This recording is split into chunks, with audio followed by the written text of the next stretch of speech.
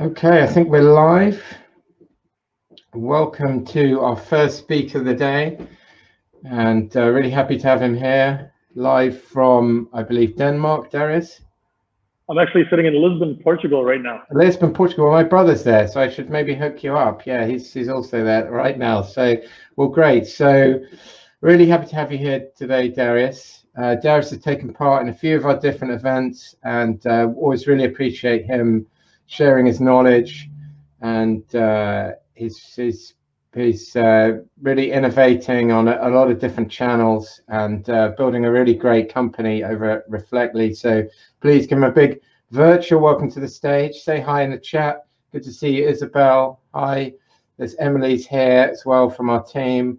Plenty of other people. We've just done a big shout out in the other room, and lots of people there. So Darius, if you want to share you'll start sharing your presentation, and we'll get right into it. Sounds good. So I'll do a quick talk, about 15 minutes, and I'll just drop as many insights as I can from the experience so far. And then right afterwards, people can do any questions if they want. So, can you see my screen?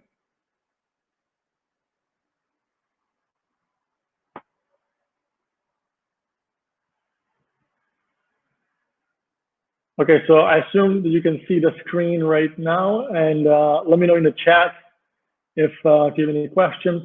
Amazing to see the screen. Okay, so I'm going to start presenting, and then we're going to, yes, I'll drop as many insights as I can, and then you can ask me questions afterwards. So to begin with, I'll just do a quick intro about Reflectly for about 1 minute. So Reflectly is a world's most popular journaling app. We've hit about 10 million users by now. We're still acquiring 20,000 users a day. A good chunk of that comes from TikTok.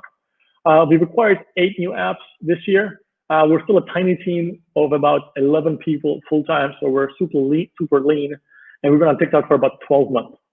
So in the presentation, I'll talk about the 3 parts of TikTok. 1 is paid acquisition, 2 is organic, and 3 is influencer marketing. So I'll be jumping into the chat. You can let me know if you have any questions or if there's any concerns. Hope the audio is good, but I'll be checking the chat. You can let me know if you need to know anything else. So let's dive in. So with paid marketing, I've spent a little over $500,000 so far for Reflectly and a bunch of other brands as well. So that's where my experience comes from. And when we talk about paid marketing on TikTok, there's 2 main parts, 2 main categories of insights. 1 is targeting and 1 is the creatives. So on the targeting side, 1 recommendation I have is to use web conversions as well as app installs. You require a third-party attribution tool like Adjust for AppsFlyer to run app installs, but not for web conversions. So what you can do is create a landing page where you have buttons that lead people to the App Store, the Play Store, and then just do web conversion campaigns. A lot of times these will become cheaper than actually app install campaigns, something to try out. Lookalikes are not as strong as they are on Facebook and Instagram. So if you're starting out, I would highly recommend using categories. These are the view algorithm-based categories, which means if somebody watches videos of fitness exercises, then the ads will be displayed to those people. It's much more relevant than on Facebook, because on Facebook, the categories are based on pages that you like, which is not very relevant, but in TikTok is very relevant. So try the categories. It can have a similar scale to Facebook and Instagram, but lower CPI and CPA, especially at the beginning if you do the targeting right. So it's an incredibly powerful platform. And contrary to popular belief, the older audiences are still quite strong and getting more and more popular. So you can target 30 plus, 40 plus, even 50 plus. It's not just teenagers on TikTok anymore. So that's the part for the targeting. Again, let me know if, and I can share the presentations afterwards. I see Sarah is asking a question in the comments. So let me know if I'm speaking too fast or anything else. So on the creative part, when you're starting off, you can just reuse your creatives from Instagram and Snap. TikTok is a very special platform and it's different than the others. But at the beginning, you can reuse your creatives, and I find it to be sufficiently good to begin with. Afterwards, you start creating your own creatives that are specific for TikTok, and you learn how it works. I recommend spending time on the platform. But at the beginning, just reuse them. Music matters a lot, and using music even in the background will help improve the performance. So definitely include music in any shape or form. We found that showing the phone on the camera a lot of times outperforms influencers or animations or designed ads. It's very simple, sort of selfie style, just showing the phone on the camera. I'll show you some examples afterwards. Works really, really well. It's super simple. You don't need to have a creative team or design team. If you are an indie developer or a small team, you can very simply do these ads in-house. I'll show you some examples afterwards. Text overlays can also improve the performance. Just putting a simple text phrase relevant to the app over the video, we've seen that improve performance, just a tiny hack. And hopping on trends will definitely increase the click-through rate, but for that, you have to be familiar with the platform and you have to use TikTok personally to get there. And you have to catch attention within the first 1 or 2 seconds. It's a super fast platform. People scroll 100 miles an hour, so definitely jump on the trends very fast. All right, so I see everything is going fine. Cool. So let me show you some examples. So I have 4 examples of creatives. I just scrolled through Sensor Tower yesterday and check out their top performing ads.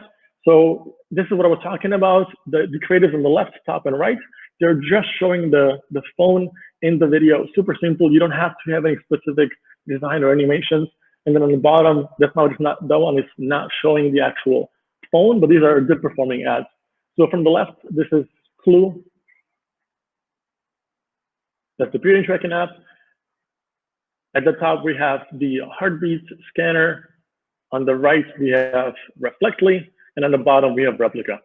So just a couple of examples of really well-performing ads, and it can be super, super simple. You don't have to spend too much time worrying about the creative on TikTok. So that was the first part on the paid, and it seems like you can hear everything fine, so I'll just continue. On the organic side, if you don't have money to spend on a paid, TikTok is incredibly powerful using even organic, meaning opening a profile and posting as yourself or as a company. I tried using organics and I got about 30,000 followers in the first 2 months. So you can definitely have hyper growth without knowing much about TikTok, just getting on and getting a lot of attention. So some insights about organic: you can post 3 to 5 times a day and focus on quantity over quality. This is not Instagram. The algorithm is very different. You can post so much every single day and it will not really affect your followers. The algorithm is different. It works in a way that if you post a video, it's not displayed to your followers. It's displayed to a tiny fraction of an audience similar to your followers. And if that audience has high engagement, it'll be shown to a bigger audience. And if that has high engagement, it will show to a bigger and bigger audience. So your followers, number of followers, is not directly correlated to the impressions you get on videos, which is why you can get 1 million views on a video without having any followers. So post as much as you can to get the higher chance of virality. Consistency is rewarded like most platforms. If you post every day, you will get more engagement. This is a bit of a hack, and TikTok may not like this one, but your TikTok is highly localized to the SIM card in your phone, which means I'm sitting in Portugal right now. I have a Portuguese SIM card in my phone. If I would post videos meant for the US, it wouldn't work because all my videos will be displayed in Portugal and I will see Portuguese videos, and you can't change it in the app. So the only way for me to target US customers with my profile here in Europe is to take out the SIM card. That's very important. Take out the SIM card, use a VPN and log in through Wi-Fi, and then log in with the VPN in the US. And then I will see the American TikTok immediately, and my videos will be displayed in the US. So that's a bit of a hack you can use to target a specific market around the world. Otherwise, your TikTok will only target your local market using the SIM card data. When you have an app, it can be downloaded directly from your TikTok profile without ever leaving the app. So unlike on Instagram, where you have to go through a link, on TikTok, it's super simple, less friction. So really recommend getting approved as an app, because then you have the download app button right in your profile. And videos without words or language can go viral globally. So there's just a little trick you can use. If you can find something that will resonate with people all over the world and you don't use a language, then it has a chance to go viral in every country around the world. And finally, use trending music and copy trends. So you go on TikTok, see what's trending, just do your version of it, and this works incredibly well. And finally, it's a very, very personal platform. I have seen very few companies succeed if they are too corporate. If they show just their product, you have to show your face. You have to be a person. So it's better if you, as a CEO or founder, represent the business rather than trying to do a business profile. It very rarely works on TikTok. So this is a really interesting case study. So this Adrian Han is one of the guys behind Zombie Run Games, and this was his tweet from April 6th. And he's saying, he's asking people on Twitter if they're featured in the US because they're seeing 20x spike in new users. And they were not featured. They're actually seeing the spike because somebody posted a video about them on TikTok and it was kind of recreated and went viral. And if you've seen Zombie Run, they've skyrocketed to the top of the rankings since then. So this is just one example of the power of TikTok. All right, that was the second part. And I'm just reading the comments. And I will now do the final and third part of the presentation. So influencers. What I've learned from influencers so far on TikTok is that generally they're cheaper than Instagram and YouTube. One, they tend to be younger as of influencers, but also it's a new platform and they're not expecting to get paid as much. So it's a fantastic platform to try out if you're on a low budget with influencers. It can be a hit or miss because, like I said, the algorithm is not like on Instagram where if you have 100,000 followers, you're pretty much guaranteed a certain impression. But on TikTok, if you have 100,000 followers and you post a shitty video, it will not get much attention. But on the other hand, if you have 1,000 followers, but you post an amazing video, it can have 1 million views. So it's much more about the creative and the content rather than the number of followers. And that's why the next step is that micro-influencers at scale, I think, will give you the best odds of getting the most bang for your buck. So that's just sort of my quick recommendation and what I've learned so far. Also, there's an official creator marketplace by TikTok. And you can go there and you can do an agreement or a deal with a TikTok creator and they can post the video organically on their profile, but you can put money behind that video and have a call to action. So this is fantastic because it looks very organic. It's posted by the creator on the creator's profile. And what you can do is put money behind it. So I've learned that when you do this, the video by default will not get as many views as the creator would get on their own because TikTok obviously wants you to put money behind the video. But if you do that, you have a chance, and if the video works, you have a chance to really, really boost it. But you have to make sure that the creative is not too salesy and corporate, but at the same time shows something about your product that it doesn't sort of just beat around the bush. Otherwise, the CTA will not be very useful. So we did one campaign with Alex Ojeda, who is north of, and by now it's probably more, 10 million followers. And we put money behind the campaign. And what we learned is that the CPMs was very low because it was seemed very organic coming from him. But the CPI and CPAs were actually quite high compared to other platforms. And the one thing I would change in the future doing big campaigns is that I would make sure that we include the product in the video. So Alex talked more about emotions and sort of things relevant to the product, but didn't show the product on video. So I think that was the one thing that I would change. So those were the insights, and we're going to jump into the Q&A section of the talk. But if you have any more questions or there's much more resources, go to my website, dariusmoira.com. And if you go to the courses, I have a course specifically about TikTok, and it's on Udemy. If you go to this link, it's super cheap. There's a huge discount. It's the bestseller on Udemy. So you can learn more. It's like 11 hours of video all about TikTok. Otherwise, also the blog is a good resource. So that's the end for me, and I'm going to stop presenting the screen. Close video. All right. Can you hear me, James? Okay, great. Thanks, Darius. That was a great sort of overview of some of the other stuff we're going to cover today. We've got more on the ads platform later, a bit more on influencers later. We're talking a bit more about content later. So that was great to set the scene.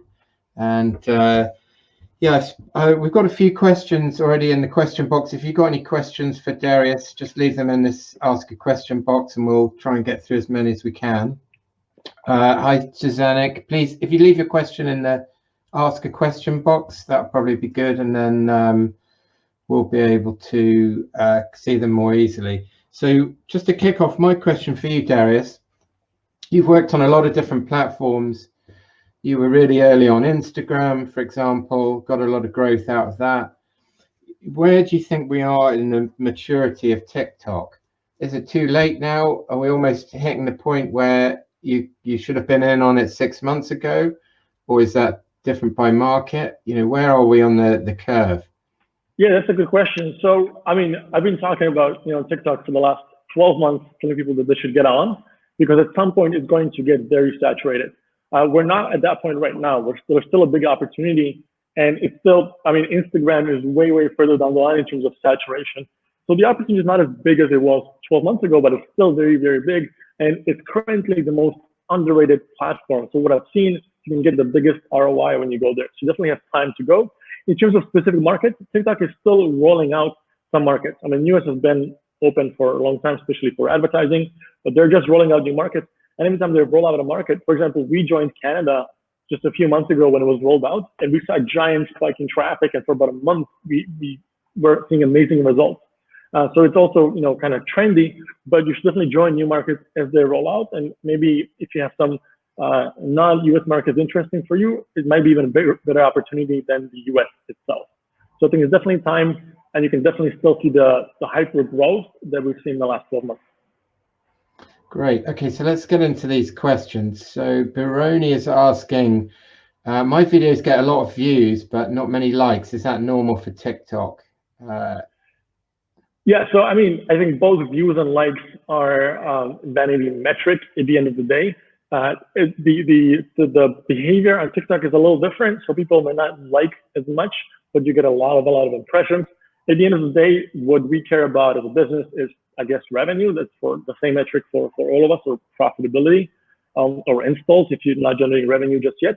So that's what I sort of measure everything on, and we definitely see that it's not just views and likes, but we can drive revenue and real business metrics. So that's what really matters to me.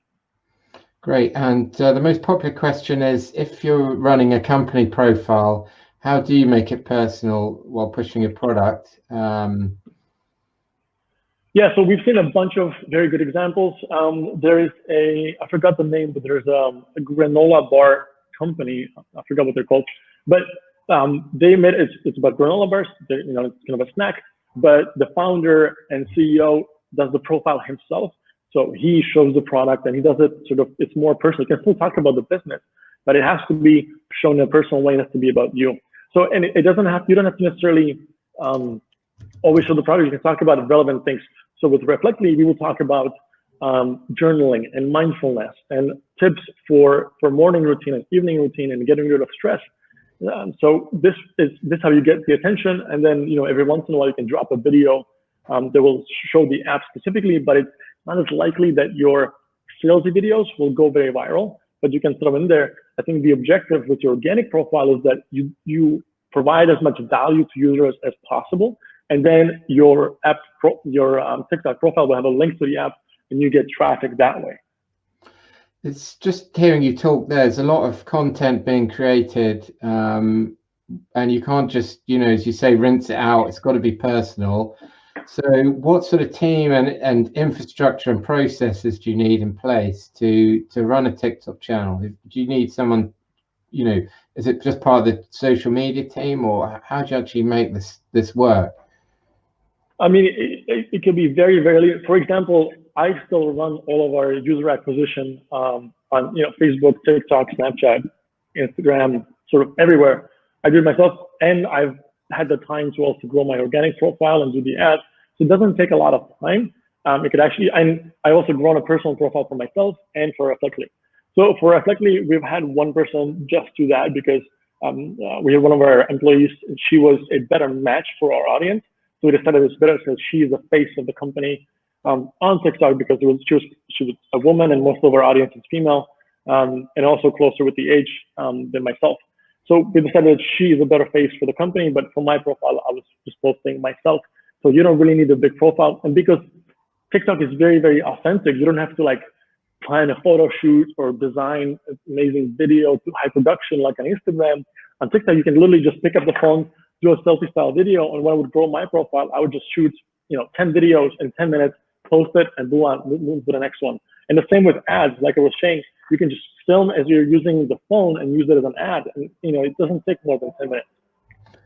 Great. Trudy has a question. What about music? If you're a brand, you can't access the licensed music and jack into the trends. What about that?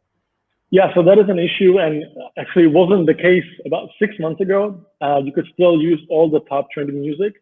Right now, you have to be much more creative, and that's a problem because you can't hop on most of the very famous trends.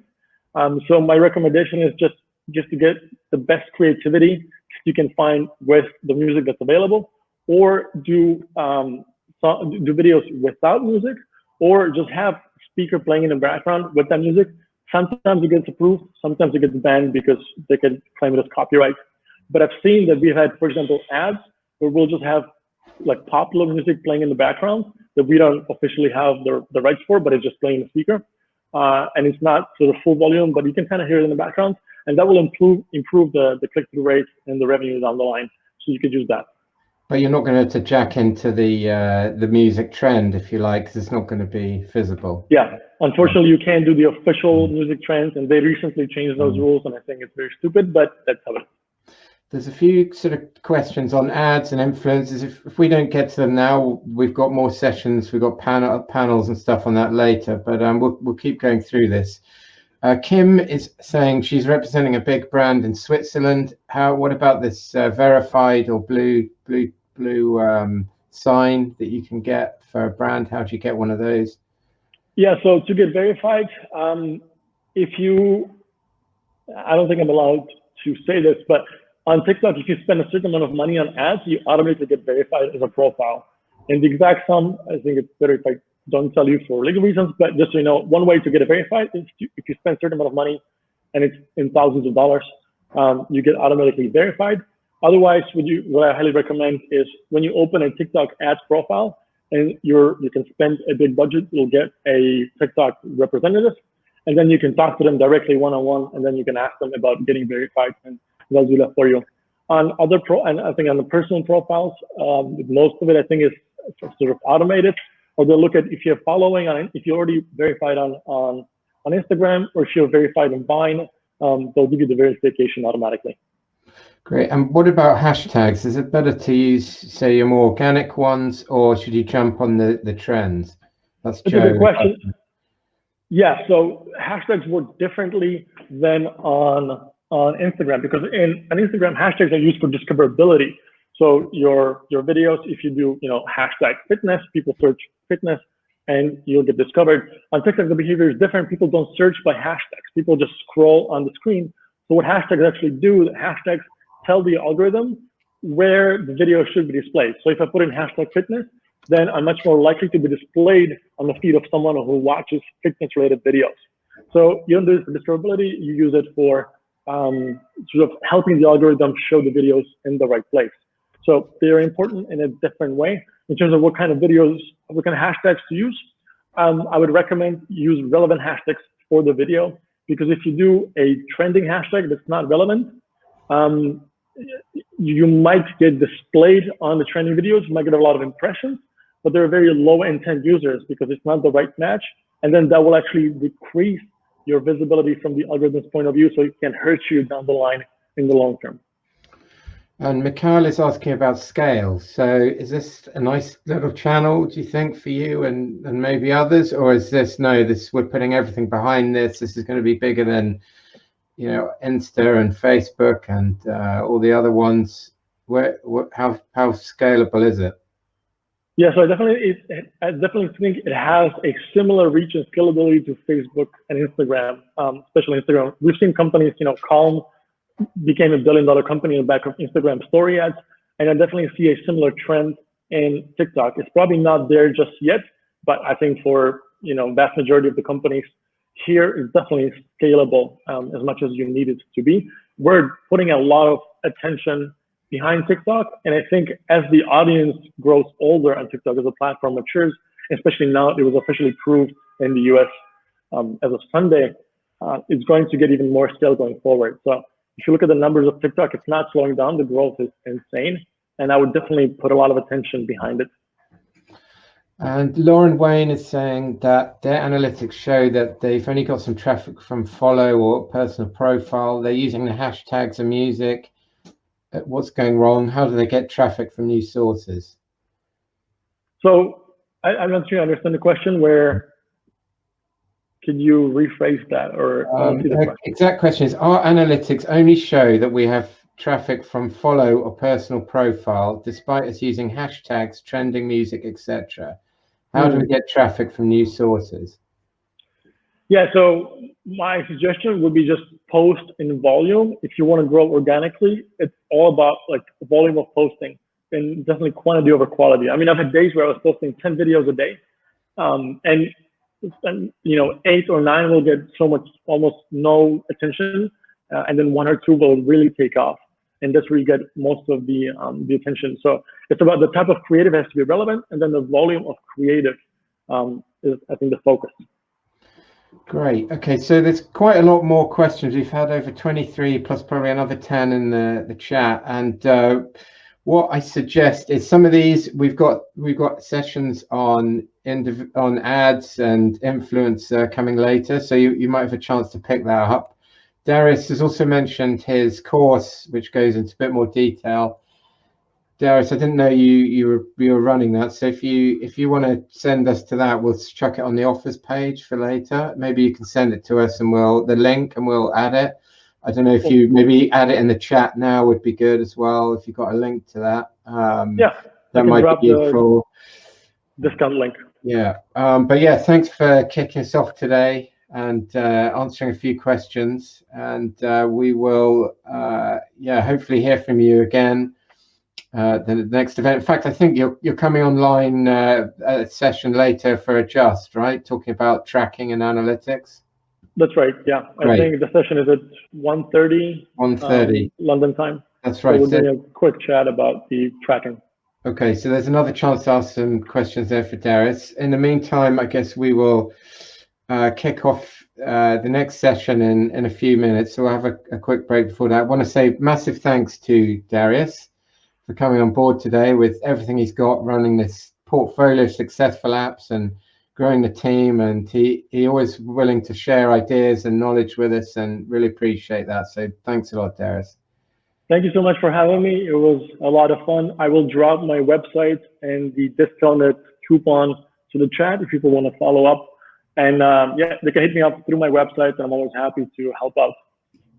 Great. Okay, so next up we have Matt, and he's going to be talking about growing a brand channel. He grew one of the Kentucky Fried Chicken, the KFC brand channels really successfully. So he's going to be talking a bit about that. He also worked with Krispy Kreme. So he's going to be sharing specifically some stuff on channels. So we'll see you in there shortly. Thanks again, Darius. Thank you.